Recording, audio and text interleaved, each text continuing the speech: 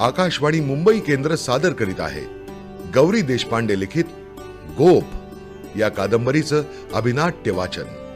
संगीत परीक्षित भातखंडे. सादरकर्त्या उमा दीक्षित.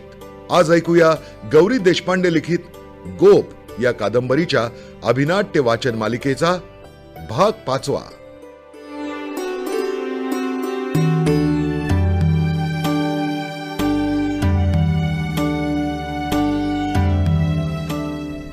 श्रोते हो, वसुमतीने कुठेतरी पार्ट टाइम टायपिस्टची नोकरी धरल्याचं मानं पत्रातून कळवलंय हे आपण मागच्या भागात ऐकलं. नोकरी सुरू झाल्यामुळे आता तिला आपल्याजवळ आणता येईल का या विचारांनी अस्वस्थ झाल्यात. इकडे वसुमतीची टायपिस्टची नोकरी धर्मकीर्तींकडे सुरू झाली आहे, त्यामुळे ती थोडीशी समाधानी आहे. कारण तिथे तिला तिच्या पद्धतीची माणसं गवसली आहेत. आईच्या घरात राहत असताना तिची होणारी मानसिक कुचंबणा भंतेंकडे आल्यावर विरून जाते. भंते अत्यंत ज्ञानी व्यक्ती आहेत. त्यांच्या ज्ञानाने तर ती दिपून जातेच, पण पाली, अर्धमागधी, संस्कृत संहितांच्या भाषांतराच्या कामात त्यांना संगणकीय मदत करताना कधी तिच्या व्यक्तिगत जीवनविषयक प्रश्नांना ती जी उत्तरं देते त्यातूनच या सासूसुनांनी एकत्र येण्याची किती गरज आहे त्यांना दोघींना स्वतःलाच हे भंते समजून घेतात. त्या दोघींनाही जिवलग मानलेल्या सुलक्षणच्या मित्राला जसपाललाही ते आपल्या आयुष्यात सामावून घेतात. त्यांनी नाही बोलवून घेतलंय आणि त्यांनी पाठवलेल्या पत्रातला पत्ता शोधत त्यांच्याकडे येऊन ठाकल्या तेव्हा या वाटच बघत होतो असं हसून भंतेंनी माचं प्रसन्न स्वागत केलं. हा ऋणानुबंध पुढे आयुष्यभर जपला जाणार आहे हे माना तेव्हा कुठे ठाऊक होतं. भंतेंशी रोज होत असलेल्या संवादात वसुमतीने माकडे जाऊन राहावं हे त्यांनी नकळत तिला सुचवलंही. पण या विषयावर मोकळेपणे बोलण्याची अजून वसुमतीची तयारी नाही. मात्र त्या दिवशी भंतेंकडून ती घरी निघताना आशीर्वाद देताना नेहमीसारखं आयुष्यमान भव असं न म्हणता प्रज्ञामान भव असं ते का म्हणाले हे तिला कळत नाही. कदाचित अशी प्रज्ञा आत्मसात करा की जी आयुष्यातल्या प्रश्नांची उत्तरं तुम्हाला शोधायला मदत करेल. असंच भंतेना प्रज्ञामान भव असा आशीर्वाद देताना अभिप्रेत असावं. अर्थात याचा उलगडा वसुमतीला लवकरच होणार आहे ती घरी पोचल्यावर. आता पुढे.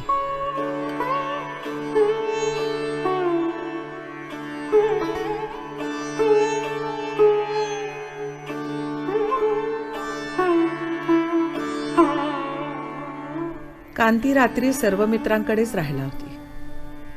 पहाटे माझ्या आधीच उठून म्हणाली, माझी तुम्ही तयार व्हा चटकन आणि जा भंतेंकडे, मी इथं थांबते. त्यांनी काय ठरवले ते सांगायला बोलावणं करतीलच, लवकर जा. मलाही उत्सुकतेमुळे खरं तर झोप लागली नव्हती. भराभर उरकून निघाले, चहाही न पिता. पायाचा आवाज ऐकताच भाऊ म्हणाले, या बेन, चहासाठी वाट बघतोय. आणि मुळीच न अडखळता त्यांनी विजेची किटली लावून छान चहा केला. आम्ही तो प्यायल्यावर मगच नीट सरसावून बसत म्हणाले, आता सांगा, वसुमतीला घेऊन जायला तयार आहात ना? तयार? अहो, कसं काय ते जमवून आणायचं याच गुंत्यात पडले होते इतके दिवस. तिला यायलाच पाहिजे तिथे. सुलक्षण मागं आदित्य मालक आहे सगळ्याचा आणि ती त्याची आई म्हणून मालकीण. त्या दोघांशिवाय कसं काय चालणार ते खटलं. ते जरा हिरमुसल्यासारखे वाटले. थपकून मग म्हणाले, आणि आदित्य नसताच तर? मालकीण म्हणून नाही, त्याची आई म्हणून नाही, पण नुसती एक व्यक्ती म्हणून वसुमती तुमची नाही का? तुमचं घर तिचं घर नाही का? ते काय म्हणत होते ते मला कळलं, पण उत्तर सोपं नव्हतं. त्यांच्या इतक्याच सरळपणे म्हटलं, भाऊ, तशा मला माणूस म्हणून आवडतील अशा बायकांचा काय दुष्काळ आहे का? आणि त्यांच्यातल्या कितीकांना अशी घरची गरजसुद्धा असेल, पण म्हणून काय मी त्यांना गोळा करून थोडीच माझ्या घरी नेणार आहे? जरा तुम्हीही विचार करा. तिला तिथं खरं स्थान आहे ते आदित्याची आई म्हणूनच आहे. फार तर माझी सून म्हणून आहे. ती मला आवडते, तिच्यात पुष्कळ गुण आहेत. तिचं माझं जमणं काही मला अवघड वाटत नाही. तिथली कामंही ती शिकून नेटानं करेल अशी माझी खात्री आहे. या सगळ्या खऱ्या गोष्टी आहेत, पण दुय्यमही. मी काही तिला भूतदया म्हणून नाही न्यायला आले. इतकी वर्ष मी एकटीनं रेटलं, पण आता तिथे एक कुटुंब उभा राहायला, नांदायला पाहिजे. ज्याची वावरं गुरं त्यानं येऊन ताबा घ्यायला पाहिजे किंवा मग त्याची हवी तशी विल्हेवाट लावायला पाहिजे, अशा विचारानं आली आहे मी. वसुमती मला आवडत नसती तरी मी हेच केलं असतं ना. त्यांच्यापाशी उत्तर नव्हतं. जरा वेळ विचार करून मग सुस्कारा सोडून म्हणाले,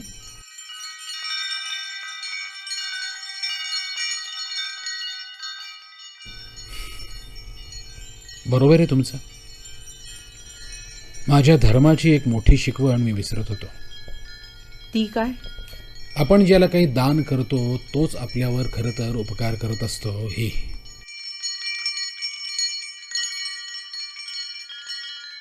मला धड उलगडा झाला नाही.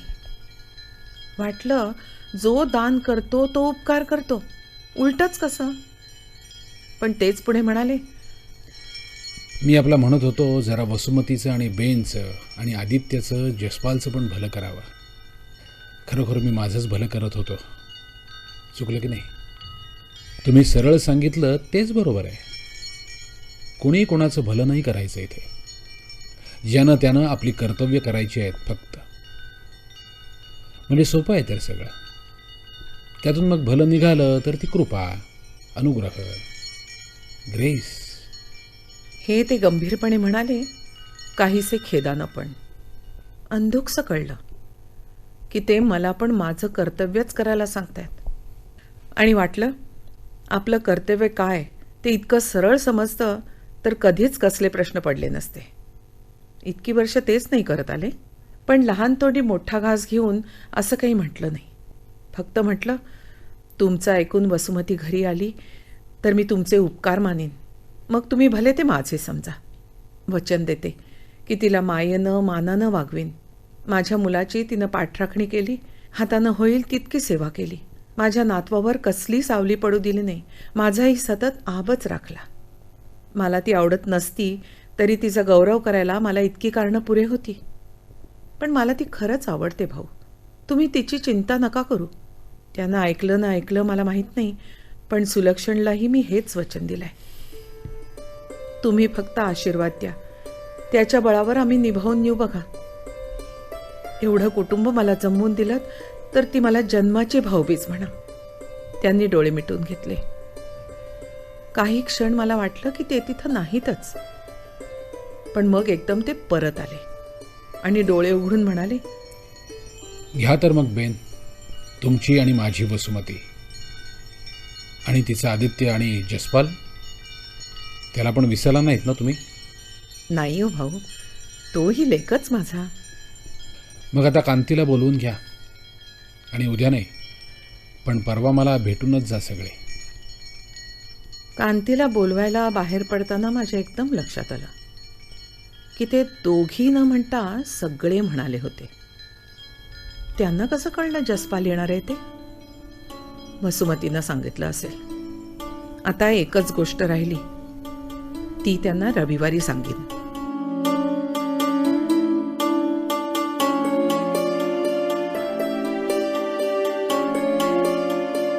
स्वयंपाकघरातल्या भाजी चिरायच्या, चहा प्यायच्या छोट्या टेबलापाशी माझी.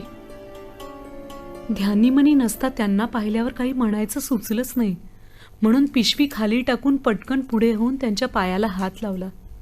उठवून जवळ घेत म्हणाल्या, आयुष्मान हो बेटा. आणि मनात भंतेंचे प्रज्ञामान भव उद्गार आठवताना डोळे पाणावले. ते घाईघाईनं पुसत आईकडे नजर टाकली. सासू सुनेची प्रेमळ भेट भेदक नजरेनं बघत आई म्हणाली, सुट्टीत तुला घेऊन जायला आल्या आहेत धन्वंती बेन. आणि तिनं चहाचा कप पुढं केला. मानच्या सर्वस्वी अनपेक्षित आगमनामुळे का होईना, पण घरी आल्या आल्या आईच्या हातचा चहा इतक्या दिवसांनी पदरात पडला. मी घोट घेऊन कप खाली ठेवल्यावर मा म्हणाल्या, उद्या सकाळी जसपाल येईल ना, त्याच्याबरोबरच जाऊया आदित्यकडे. आणि त्यालाही सांगून टाकू दिवाळीला घरी यायचंच म्हणून. आज रात्री माझ्याबरोबर राहा. तुमच्याबरोबर? कुठं? माझा एक लांबचा भाऊ राहतो इथे. त्यानं बोलावलं म्हणूनच आली आहे खरं तर. आणि मग म्हटलं आलेच आहे तर तुला भेटून जाईन, आदित्यकडे जाईन आणि सुट्टीचं आमंत्रणही करेन. गिरजाबाई, तुम्हीही सगळ्यांनी यायचं हं.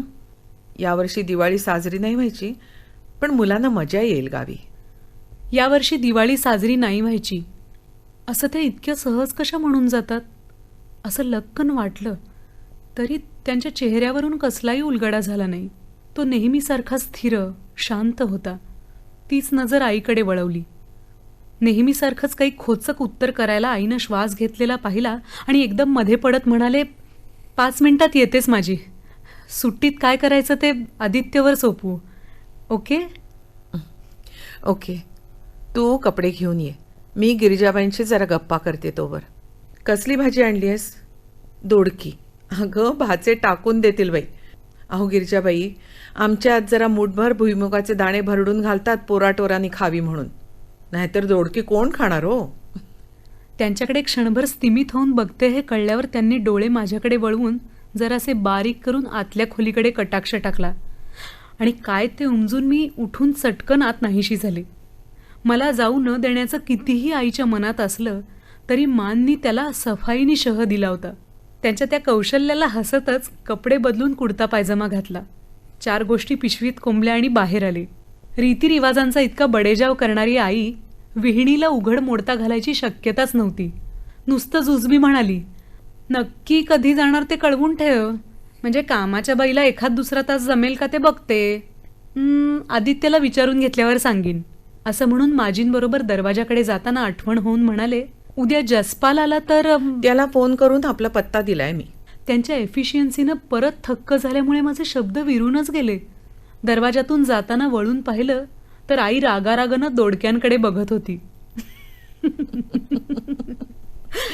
बाहेर पडल्यावर आम्ही एकमेकींकडे बघून हसायला लागलो. किती आदित्यचा चेहरा मानसारखा आहे असं मनात म्हणत मी विचारलं, आता कुठं जायचंय? खरंच का तुमचा लांबचा भाऊ आहे इथं?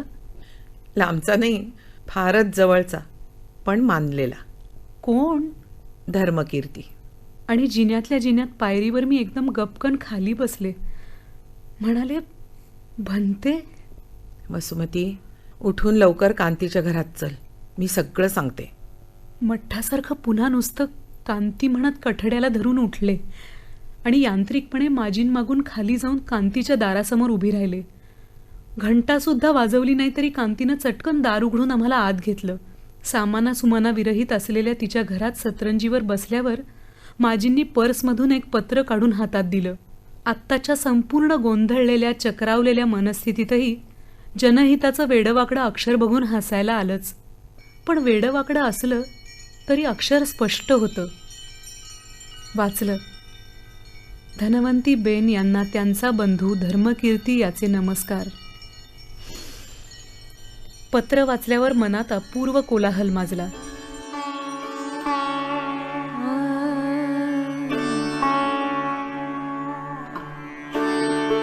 एकीकडून आपलं आयुष्य हातात घेऊन चालवू बघणाऱ्या या सर्वांचा संताप आला. किती किती कारणांनी माझ्या जीवाचा फुका संताप होत होता. खरं तर मीच भन्तेंना सल्ला विचारला होता आणि त्यांनी सुचवलेला, दाखवून दिलेला मार्ग माझ्या आणि मुख्य म्हणजे आदित्यच्या दृष्टीनं सर्वात चांगला होता. माजींकडे जायचा विचारही न करता मी ताडकन आईकडे राहायला गेले. ते नुसतंच आतताई किंवा इम्पल्सिव्ह नव्हतं. अगदी आत मनात वाटत होतं की एकदा मानच्या साऱ्या खटल्यात आम्ही अडकलो की मग एक मी आणि एक माझा आदित्य, असं आमचं स्वतंत्र आयुष्य थाटायची धडपड मला कुठून करता येणार होती. याउलट आईकडे राहिल्यानं त्या धडपडीकडेच मला सर्व परिस्थिती लोटणार होती. पण माझी आता काय गत होती ते भन्ते जाणत होते आणि आई भाई बहिणींना ओळखणाऱ्या माझीही. मनात ठसठसत मी कशी बशी तग धरून होते म्हणा. मुंबईच्या गाळ्याचं तर एक गळूच झालं होतं. ते विकल्यानं माझं स्वप्न सत्यात उतरवणं शक्य झालं असतं, पण तो रिकामा करून सामान सुमान बांधून गोडाऊनमध्ये टाका, मग बऱ्याचशा किमतीला विकायची धडपड करा, मग तो विकून इथे स्वस्तात घर शोधून ते घ्या, मग ते सामान काढून लावा, शक्य तितके पैसे वाचवून गुंतवा. हे सगळं करायला मनाची उभारी नव्हती, पुरेसा वेळ नव्हता, बळ नव्हतं, इच्छा नव्हती. हळूहळू वाढलेला संताप विरत गेला आणि त्याबरोबरच दुसरीकडून या साऱ्यांच्या मायेची, कळकळीची, खेदाची जाणीव होऊन बऱ्याच वर्षांनी कुणी पाखर घातल्यासारखं वाटलं. आता अर्थ लागला भन्तेंच्या वाट बघतो नक्की या असं म्हणण्याचा. त्यांची खात्री होती का की आता त्यांच्या माझ्या भेटी दुर्मिळ होणार. नजर वर करून कांती माजींकडे लावली. माजी अर्थातच काही म्हणाल्या नाहीत, पण कांती उठून जवळ आली आणि खांद्यावर हात ठेवून म्हणाली, वसू, तू भंतेंचं ऐक. त्यांची माया साधीसुधी नाही. ज्यांच्या वाट्याला येते त्यांनी धन्य व्हावं. वळून तिच्या हातावर गाल टेकत म्हणाले, आणि तुझीही कांती. आणि माजींकडे बघत मग कांती म्हणाली, चला तर. त्या रात्री अर्थातच भंतेंची भेट झाली नाही. संध्याकाळी त्यांची साधना आणि ध्यान असायचं आणि भल्या पहाटे जसपाल आला तेव्हा परत ते ध्यानात मग्न होते. आदित्यकडे जायला निघताना म्हणाले, रविवारी दुपारी नक्की येऊ म्हणून सांगा भंतेंना. आणि आपल्या गोल हसऱ्या तोंडानं सर्व मित्र म्हणाले, मूळच्या ख्रिस्ती सवयीचा तो एक भाग भंते अजूनही पाळतात. रविवारी सुट्टी, तेव्हा तुमची वाटच बघत असतील.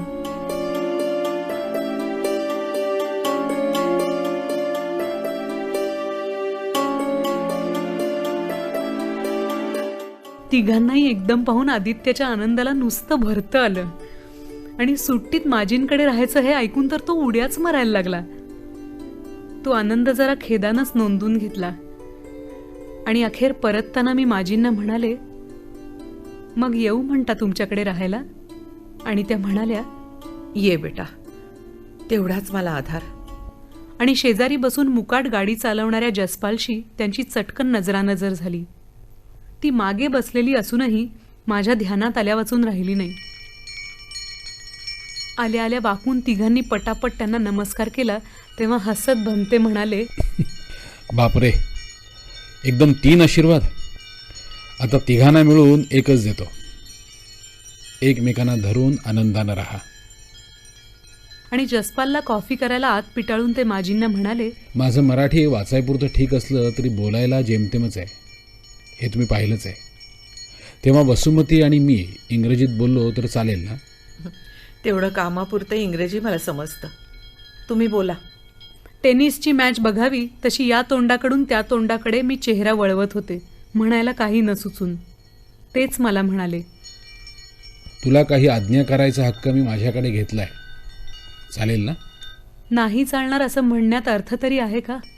मला आज्ञा करायचा हक्क नाही कुणाला, अगदी आदित्यला सुद्धा आहे. आणि मनात त्या संतापाबरोबरच विरलेला प्रश्न उसळत फुटला. आपल्याच आयुष्यावरचा हक्क आपण कधी सोडून दिला? सुलक्षणशी लग्न केलं तेव्हा? आदित्य जन्माला तेव्हा? प्रथम सत्य परिस्थितीचा धसका बसल्यानंतर? हताशपणे आदित्यला कडेवर घेऊन लळत लोंबत माजींच्या दारात उभ्या राहिलो तेव्हा? समजून उमजून जसपालच्या प्रेमळ मैत्रीचा पाश स्वतःभोवती पडू दिला तेव्हा? या विचारांची लाट भंतेंपाशी केव्हाच पोचली. ते म्हणाले, आणि आता तर मीही तुझ्यावर हक्क सांगतोय. तेव्हा एकदम त्यांचा हात हातात घेऊन घट्ट पकडत म्हणाले, इतर साऱ्यांपेक्षा तुमचा हक्क मानते मी. मी नाही म्हणल्यानं तुम्हाला यातना होतील, तुम्हाला क्लेश होतील, असं काही करणं माझ्याच्यानं नाही व्हायचं. हे ऐकून ते जरासं हसले, पण आपला हात सोडवून घेत एकदम कठोरपणे म्हणाले, मग माझी आज्ञा मानून धन्वंतीबेन बरोबर त्यांच्याकडे जा. ते हे म्हणणार हे जाणलेलं असूनही निशब्द झाले. तिघेही स्तब्ध आपल्या विचारात होतो. काही काळानं माजींनी म्हटलं, वसुमती, बरोबरच आहे भाऊंचं. तू भले मनाला पटवलंस की आदित्य तुला एकटीला स्वयंभू झाला तरी तो माझ्या सुलक्षणचा लेक आहे. त्या घरा वावरावर आज त्याची सत्ता आहे. तो तिथं येऊन त्याचा मालक म्हणून वावरायला पाहिजे. त्या सगळ्याकडे किती वाकडे डोळे वळलेत ते मी तुला सांगायला नको. जवळजवळ हताशपणे म्हटलं, मुलगीच व्हायला हवी होती मला. त्यानं काय फरक पडला असता? माझ्या सुलक्षणचा अंश वारस नसती का तीही? तो माझा अंशही आहे मग. अर्थात आहे बेटा. तू वसुमती आहेस, तू आहेस, नुसती आदित्याची आई नाहीस. मला ठाऊक आहे ते. आज एक तप काय जास्तीच बघतीये ना तुला. पण आता आईला ते तू माझ्यावर सोपव. मा ठाम राहिल्या आणि गेले 2 दिवस त्यांच्या कर्तृत्वानं चकितच झालेली असल्यामुळे मीही ते त्यांच्यावर सोपवून टाकलं. नेमक्या वेळी जसपालनं आणलेली कॉफी सगळ्यांनी आनंदानं प्यायल्यावर माजी म्हणाल्या, तुम्ही दोघं जा रे जरा फिरायला. मला भाऊंची काही बोलायचं आहे. मलाही जसपालशी खूप काही बोलायचं होतं, म्हणून दोघंही चटकन बाहेर पडलो.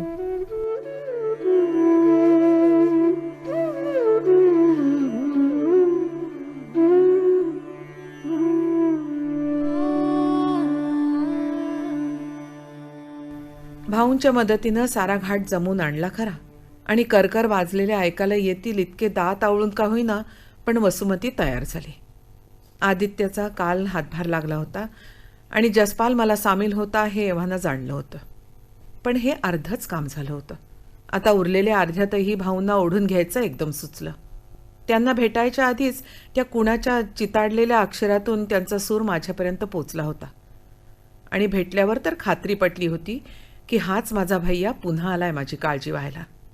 आता भैया होता सरळ धोपट, निरक्षर नाही, पण पुस्तकाबिस्तकाची धास्तीच त्याला. पण म्हणूनच मला हट्टानं शाळेत पाठवलं, धनो मी नाही तर तू तरी शिक म्हणून. आता भाऊंनी किती आणि कसकसली पुस्तकं वाचून काय काय विचार केलाय तो त्यांचा भगवान बुद्धच जाणे.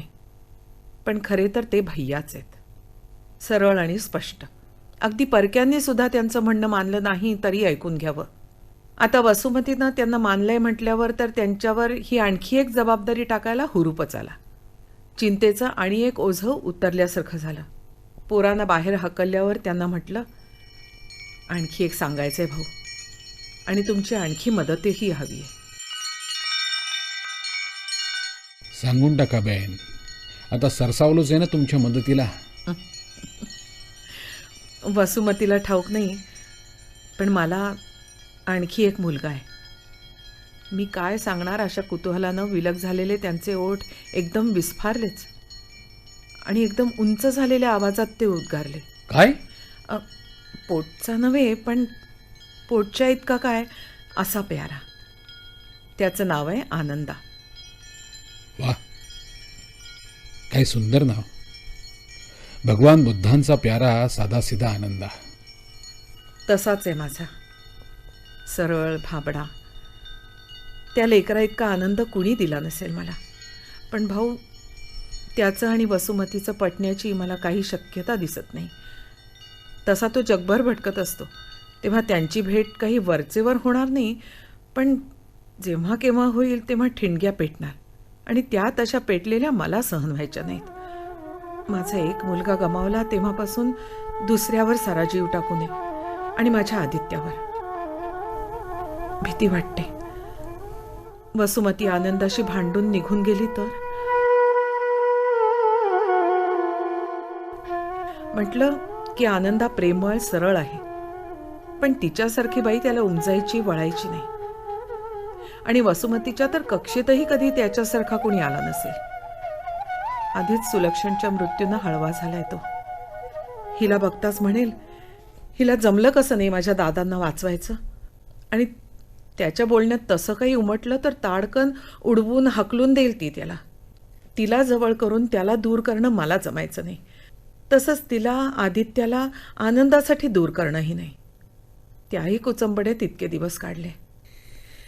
एक दीर्घ श्वास घेऊन भाऊ काही म्हणायला लागणार, तोच पुढं भरकन म्हणाले, आणखीही एक, जसपाल. पहा, मला तो आवडतो.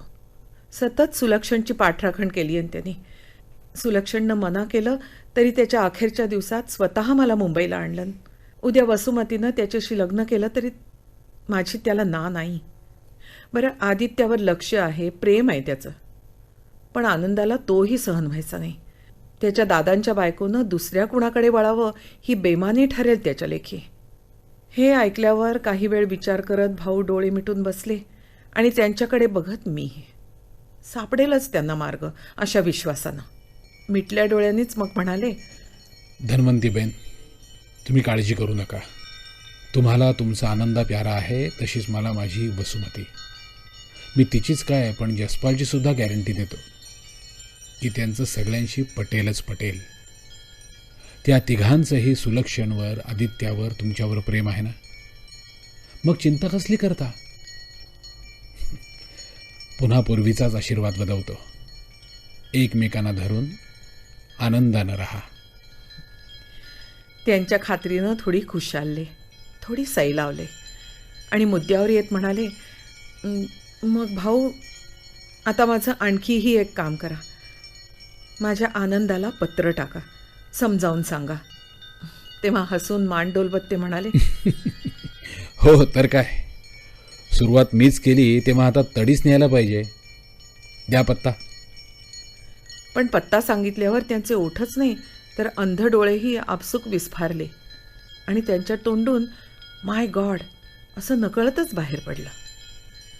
त्यांना आणखीनच चकित केल्याचं थोडं हसू आलं, तरी गंभीरपणेच म्हणाले, प्लीज लवकर पत्र टाका त्याला भाऊ. आता थोर झालाय तरी तुमचं ऐकेल.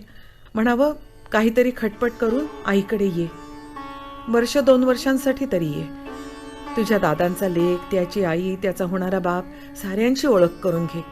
आणि म्हणावं, लेकरा, तुझ्या मानचा जीव नुसता सुकून गेलाय दुःखापायी. त्याला थोडा आनंद दे.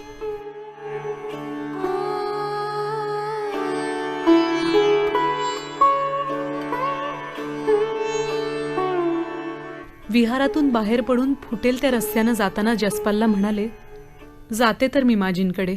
जा ना प्लीज. मला तुझी ओढगस्त बघवत नाही. तू येणार नाहीस ही खात्री आहे म्हणून, नाहीतर माझ्याकडेच घेऊन गेलो असतो. वाह, तू तरी तुझ्याकडे कितीचा काळ असतोस बाबा. एकटीनंच तिथेही राहायचं तर मग आमच्याकडेच नसते राहिले. तू घाईघाईनं सारं सोडून इथं आलीस त्यामागची कारणं मला समजतात. पण आज ना उद्या केव्हा तरी नीट सारा विचार करायला लाग. ते घर माझ्यावर सोपवलंस तेव्हापासून नुसतं कुलूप लावून ठेवलंय. मी ते विकणार नाही. कधीतरी तिथं जाऊन राहा, सुलक्षणला सामोरी जा.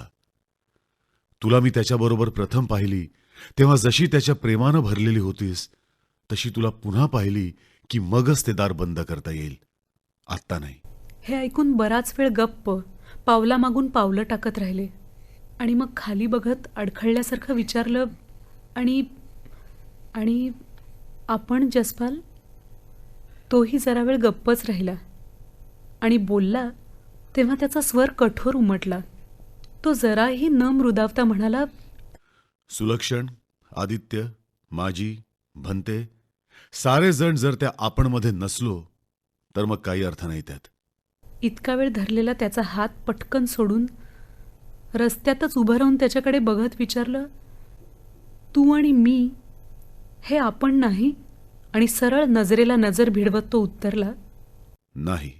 इतर काहीच न म्हणता मग वळून परत विहारात आलो. त्यानंतर 2-3 आठवड्यातच दिवाळीच्या सुट्टीसाठी म्हणून माजींकडे गेले. ती तिथेच राहिले.